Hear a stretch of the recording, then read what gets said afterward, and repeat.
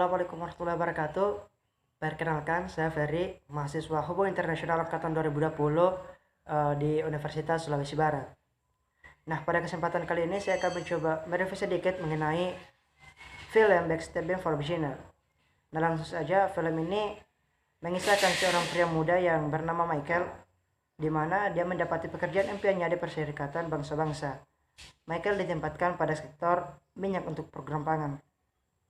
Dia mempelajari bidangnya bersama Pasha, seorang diplomat berpengalaman dengan ego yang cukup tinggi. Nah, bagi Pasha, Michael ini adalah seorang kandidat yang sangat sempurna. Lebih dalam, Backstabbing for Beginner ini menceritakan tentang pengungkapan skandal korupsi program minyak untuk pangan di Irak yang terjadi di PBB. Program minyak ini sedang mengalami kondisi kacau di bawah rezim Saddam Hussein, sehingga Michael akan terjun langsung ke lapangan. Dalam kunjungannya langsung, Michael ditemani Nasim yang menerjemahkan percakapan mereka dengan para korban dan warga Irak.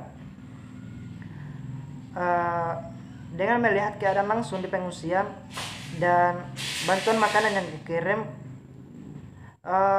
Michael menemukan banyak kejanggalan. Salah satunya adalah makanan yang sudah kadaluarsa. Dari semua itu, Michael sadar bahwa program minyak untuk pangan ini telah menjadi permainan politik. Ketika Michael menemukan bahwa program itu sangat korup, ia juga menyadari bahwa ia telah berperan dalam mendukung dukungan yang diberikan kepada Saddam Hussein. Nah, satu-satunya jalan keluar adalah mengekspos semuanya, mempertaruhkan nyawanya sendiri, karir mentornya, dan kehidupan wanita yang dicintainya. Nah, untuk selanjutnya kita coba kikis lebih dalam lagi peristiwa dan atau jenis diplomasi apa saja yang terdapat dalam film Backstabbing for Beginner ini.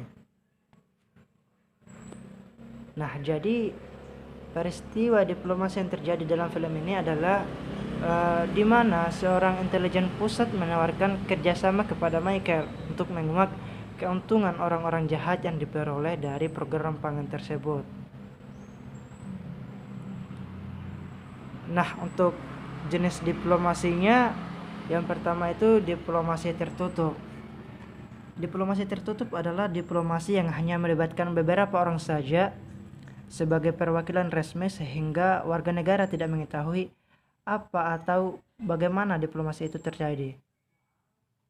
Nah, di gambar ini menjelaskan asisten eksekutif dari intelijen ini, dari Sejen ini, sedang melakukan negosiasi dengan Michael untuk kebijakan-kebijakan yang akan diambil